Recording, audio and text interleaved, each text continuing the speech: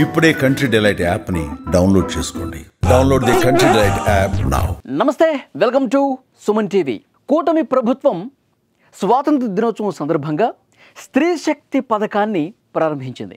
ముఖ్యమంత్రి చంద్రబాబు నాయుడు గారు, deputy CM Pawan Kalyan గారు, మంత్రి నారా లోకేష్ గారు వీరు ముగ్గురు కలిసి స్త్రీ శక్తి పథకం అంటే ఆంధ్రప్రదేశ్లో మహిళలకు ఉచిత బస్సు ప్రయాణం ఈ పథకాన్ని ప్రారంభించారు. ముగ్గురు కూడా బస్సు ఎక్కారు. ఈ పథకం ప్రారంభించే సమయంలో ముగ్గురు బస్సు ఎక్కారు, మహిళలతో కలిసి ప్రయాణం చేశారు. ఈ ప్రయాణం చేసిన సందర్భంలో వారి పక్కన కూర్చున్నటువంటి ఆ మహిళలతో మాట్లాడారు. కూటమి ప్రభుత్వం పాలన మీకు ఏ విధంగా అనిపిస్తోంది? ఈ కూటమి ప్రభుత్వం అన్ని సూపర్ 6 హామీలని అమలు చేసుకుంటూ పోతుంది కదా, ఈ సంక్షేమ ఫలాలన్నీ మీకు వస్తున్నాయా? మీ గ్రామంలో, మీ ఇంటి దగ్గర పరిస్థితులు ఏంటి? ఇంకేమైనా సమస్యలు ఉన్నాయా? మీ ఎమ్మెల్యే కానీ, స్థానికంగా ఉన్న ప్రజాప్రతినిధులు కానీ, అధికారులు కానీ ఏదైనా సమస్య ఉంటే సత్వరం పరిష్కరిస్తున్నారా లేదా? ఇవన్నీ కూడా వాళ్ళతో ముచ్చటిస్తూ ఆ సంభాషణలో తెలుసుకున్నారు.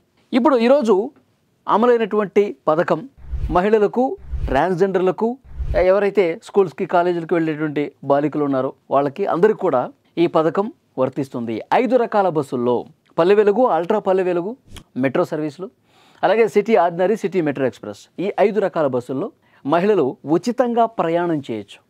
3 ఐడి కార్డ్స్లో ఏదో ఒకటి ఉన్నా సరిపోతుంది.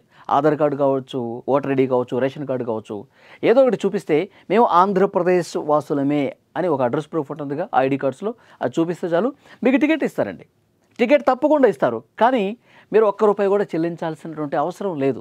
మీరు ఫర్ ఎగ్జాంపుల్ గుంటూరు నుంచి విజయవాడ, లేదంటే విజయవాడ నుంచి వైజాగ్ ప్రయాణం చేస్తారు కదా, మీరు బస్సు ఎక్కిన తర్వాత టికెట్ ఇస్తారు. కానీ మీరు విజయవాడ నుంచి వైజాగ్ ఆ టికెట్ కొడతాడు, కానీ దాని మీద ఏం రాసి ఉంటుందంటే ప్రభుత్వం మీకు రాయితీ ఇస్తుంది స్త్రీ శక్తి పథకం కింద, కాబట్టి మీరు చెల్లించాల్సిన అవసరం లేదు, జీరో టికెట్ ఇస్తారు. మీకు టికెట్ ఇస్తారు, అందులో జీరో అని ఉంటుంది, మీరు ₹1 కూడా ఇవ్వాల్సిన పని లేదు. సో ఈ విధంగా మహిళలందరికీ కూడా టికెట్ ఇస్తారు. ఈ పథకం వర్తించే వర్గాలు ఏవైతే ఉన్నాయో, మహిళలు కావచ్చు, ట్రాన్స్జెండర్లు కావచ్చు, బాలికలు కావచ్చు, అందరికీ టికెట్ ఇస్తారు, కానీ ₹1 కూడా తీసుకోరు. టికెట్ ఎందుకు ఇస్తారు అంటే మహిళలు ఎంతమంది ప్రయాణం చేస్తూ ఉన్నారు, ఏ రూట్లో ఎక్కువ మంది మహిళలు ప్రయాణం చేస్తూ ఉన్నారు, ఎందుకంటే ఏమన్నా బస్సులు అవసరం అయిపోతే, ఎక్స్ట్రా అవసరం అయితే తెప్పించాలి కదా. 3000 ఎలక్ట్రిక్ బస్సులు తెప్పించేందుకు కూడా రంగం సిద్ధమవుతోంది. 3 నెలల్లో అవి కూడా వస్తాయంట. అంటే ఏపీఎస్ఆర్టీసీకి సంబంధించిన బస్సుల్లో 75% బస్సులు ఈ పథకం కోసమే వాడే అవకాశం కనిపిస్తోంది. సో డెఫినెట్గా ఇది ఒక మంచి కార్యక్రమం. మహిళలకు నిజంగా చాలా దూరం ప్రయాణం చేసేవాళ్ళు అంత ఖర్చు భరించాల్సిన వస్తుంది కదా, మనం తర్వాత వెళదాంలే అని చెప్పి అనుకునే ఫ్యామిలీస్ చాలా ఉన్నాయి. ఫర్ ఎగ్జాంపుల్ తిరుపతి వెళ్ళాలనుకోండి, ఆ వెంకటేశ్వర స్వామిని దర్శించుకోవాలి. ఇక్కడ గుంటూరు నుంచో, లేకపోతే ప్రకాశం జిల్లా నుంచో, లేకపోతే శ్రీకాకుళం నుంచో ఇట్లా వెళ్ళేవాళ్ళు ఉంటారు, దూర ప్రయాణం చేసేవాళ్ళు ఉంటారు. కానీ వాళ్ళందరూ ఛార్జీలు ఎక్కువ అవుతాయి కదా, మళ్ళీ వచ్చే నెల పోదాంలే, 2 నెలలకి పోదాంలే అనుకుంటారు.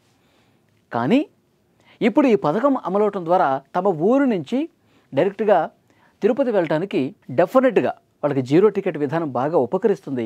దైవ దర్శనాలు చేసుకోవచ్చు.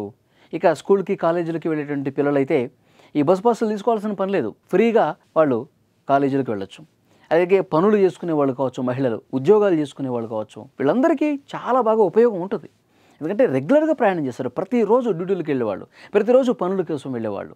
వీళ్ళకి ఎంత బాగా ఉపయోగపడుతుందండి.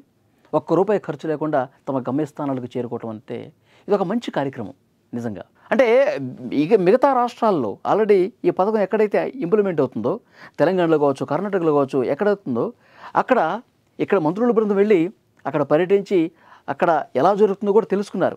డెఫినెట్గా ఆటో వాళ్ళు కొంత ఇబ్బంది పడ్డ మాట వాస్తవం. ఎందుకంటే వాళ్ళందరూ ఆందోళన చేశారు ఈ పథకం ఉన్న చోట. ఎందుకంటే అందరూ బస్సులు ఎక్కేస్తున్నారు, ఆటోలో ప్రయాణం చేసే వాళ్ళు కూడా ఫ్రీ కదా అని చెప్పి బస్సులు ఎక్కేస్తున్నారు, మా జీవనోపాధి పోయిందని చెప్పి చాలామంది ఆందోళన చేశారు కదా. సో వాళ్ళని కూడా మనం పరిగణలోకి తీసుకోవాలని చెప్పి చంద్రబాబు నాయుడు గారి ప్రభుత్వం ఆలోచన చేసింది. వాళ్ళతో మీటింగ్స్ పెట్టండి. ఈ పథకం ప్రారంభమైన తర్వాత వాళ్ళతో మీటింగ్స్ పెడితే వాళ్ళ ఇబ్బందులు ఏంటో తెలుసుకుందాం, వాళ్ళకి మనం ఏ విధంగా సాయం చేయాలో కూడా మనం ఒక ఆలోచన చేద్దాం. డెఫినెట్గా వాళ్ళకు కూడా ఇబ్బంది కలగకూడదన్న ఉద్దేశం ఈ ప్రభుత్వం చేస్తుంది. సో డెఫినెట్గా అన్ని సంక్షేమ పథకాలు, ఈ సూపర్ 6 హామీలు ఏవైతే ఉన్నాయో ఒకదాని తర్వాత ఒకటి అమలు చేసుకుంటూ పోతుంది. ఇప్పుడు సంవత్సరంన్నర కూడా చాలా వరకు ఈ సూపర్ 6 హామీలు అమలవుతూ ఉన్నాయి. సంవత్సరానికి 3 ఉచిత గ్యాస్ సిలిండర్లు అమలవుతోంది. రెండోది ఈ విద్యా సంవత్సరం ప్రారంభమైన సమయంలోనే తల్లికి వందనం ప్రారంభించారుగా. స్కూల్కి వెళ్ళే ప్రతి విద్యార్థికి 15,000 రూపాయలు ఈ ప్రభుత్వం ఇస్తుంది కదా తల్లికి వందనం. ఎంతమంది ఉంటే అంతమంది, ఎంతమంది పిల్లలు స్కూల్కి వెళ్తే అన్ని 15,000. 13,000 ఆ పిల్లవాడికి ఆ తల్లి అకౌంట్లో పడితే 2,000 స్కూల్కి, 13,2 తల్లికి వందనం అమలవుతుంది. అన్నదాత సుఖీభవ రైతులకు పెట్టుబడి సాయం కేంద్ర రాష్ట్ర ప్రభుత్వాలు కలిసి ఇస్తా ఉన్నాయి. ఒక విడత డబ్బులు రైతుల అకౌంట్లో కూడా పడ్డాయి. ఓకే, ఇప్పుడు స్త్రీ శక్తి పథకం, మహిళలకు ఉచిత బస్సు ప్రయాణం. సో ఆల్మోస్ట్ ఈ పథకాలు సూపర్ సిక్స్లు అన్నీ కూడా ఒకదాని తర్వాత ఒకటి సమయం చూసుకొని అమలు చేస్తోంది. సో డెఫినెట్గా నాయకులు చెప్తా ఉన్నారు, టీడీపీ, జనసేన, బీజేపీ నాయకులు మాది మంచి ప్రభుత్వం అని మొదటి నుంచి చెప్పుకుంటూనే వస్తున్నారు. ఇప్పుడు చేతల్లో చేసి చూపిస్తున్నారు అన్నది కూడా ప్రజలకు అర్థమవుతుంది. ఫ్రెండ్స్, మీకు ఏమనిపిస్తుంది? ఈ స్త్రీశక్తి పథకం కావచ్చు, ఇప్పుడు వరుసగా అమలు చేస్తున్నటువంటి ఈ పథకాలు అమలవుతున్న తీరు కావచ్చు, మీకు ఏమనిపిస్తుంది? ఈ కూటమి ప్రభుత్వం సరిగానే పనిచేస్తుందని చెప్పి మీరు అనుకుంటున్నారా?